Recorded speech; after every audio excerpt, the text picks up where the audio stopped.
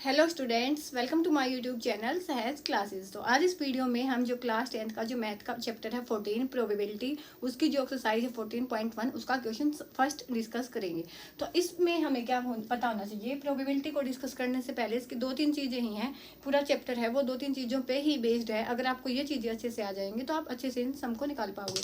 One by one अब हम इनका डिस्कस करेंगे। तो देखो क्या है प्रोबेबिलिटी में।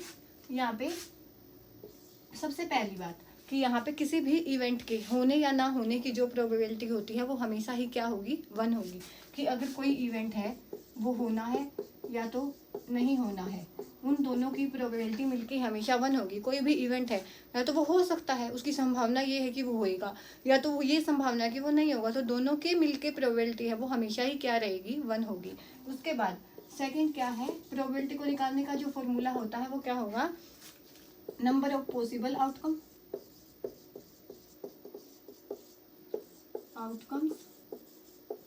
Divide by number of total outcomes.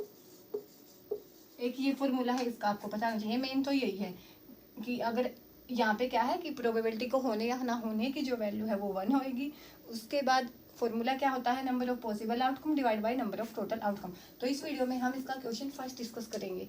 तो क्वेश्चन फर्स्ट में हमसे क्या बोला गया है, कंप्लीट द फॉलोइंग स्टेटमेंट हमें गिवन है। वन बाय वन अब हम इनको बताएंगे कैसे। फर्स्ट स्टेटमेंट में हमें क्या गिवन है, प्रोबेबिलिटी ऑफ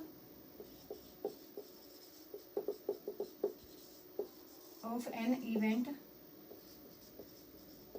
ई प्लस में प्रोबेबिलिटी ऑफ एन इवेंट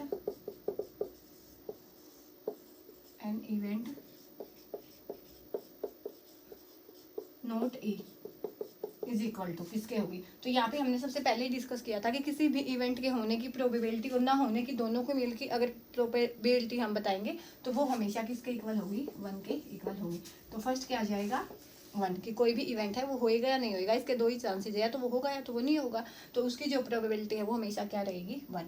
उसके बाद सेकेंड में क्या है, the probability of an event that cannot happen is, कि the probability of an event that cannot happen is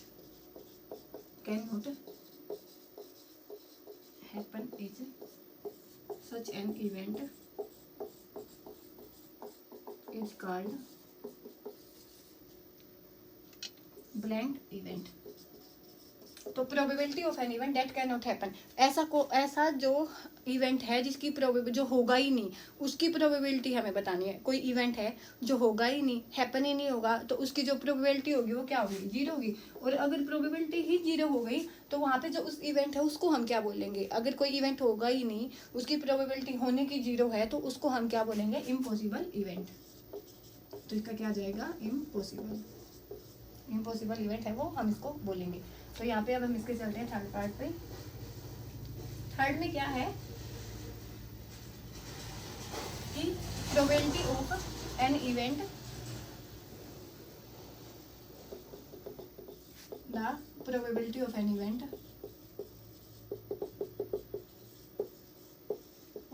event that is certain to happen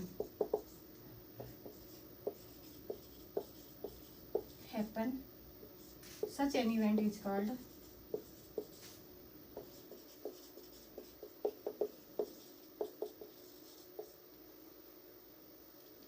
the probability of an event that is certain to happen. ऐसा event जो होगा ही होगा, कि वो निश्चित है। वो सर्टेन का मतलब क्या होता है कि निश्चित है। कोई इवेंट अगर निश्चित है कि वो होगा ही होगा तो उसकी प्रोबेबिलिटी क्या होगी, होने ना होने का सम 1 होता है। लेकिन यहाँ पे हमने बोल दिया कि वो होगा ही होगा, निश्चित है ये बात, तो यहाँ पे जो इसकी प्रोबेबिलिटी हो जाएगी वो क्या हो जाएगी, 1। और अगर ऐसी निश्चितता उसमें है कि वो होगा ही होगा तो उसकी जो वो ऐसा इवेंट है उसको हम क्या बोलेंगे, श्योर इवेंट। कि वो निश्चित है कि वो इवेंट है वो हैपन होगा ही होगा। तो यहाँ पे जो प्रोबेबिलिटी की वैल्यू आ जाएगी वो आएगी 1। उसके बाद है फोर्थ, क्या है, the sum of probabilities of all elementary event of an experiment is. ये भी वही बात है कि एक इवेंट है उसकी कितनी प्रोबेबिलिटी होती है, उनका जो सम होगा वो किसके इक्वल होगा, वो भी हमेशा 1 के इक्वल होगा। all elementary events of an experiment.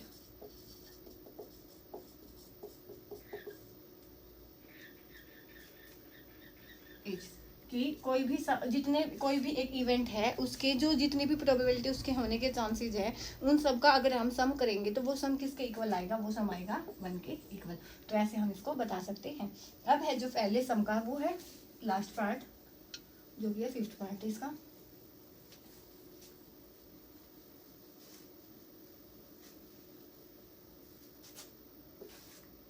Fifth में क्या है, the probability of an event is greater than or equal to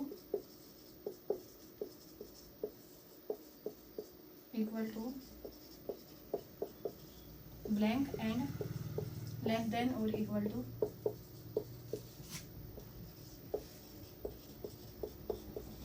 देखो यहाँ पे क्या पूछा गया है कि किसी भी इवेंट की अगर the probability of an event is greater than equal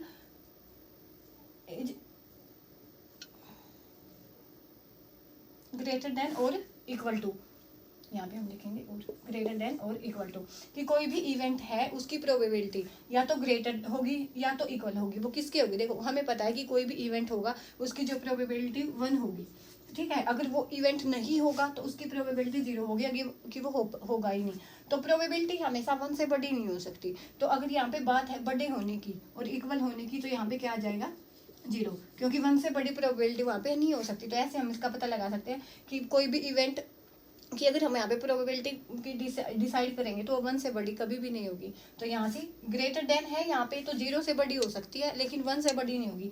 ऐसे ही लेस देन 0 से छोटी नहीं होगी, क्योंकि 0 से छोटी तो नेगेटिव में चली जाएगी, नेगेटिव में जो प्रोबेबिलिटी की वैल्यू है वो हो नहीं सकती। तो यहाँ पे लेस देन की बात आई है तो यहाँ पे क्या जाएगा 1। तो ऐसे हम इसको भी सोल्व कर सकते हैं। तो यहाँ पे जिसका जो फर्स्ट सम है वो कंप्लीट होता है। नेक्स्ट वीडियो में मिलेंगे सेकंड सम के साथ, तब तक के लिए धन्यवाद। Thanks for watching my video.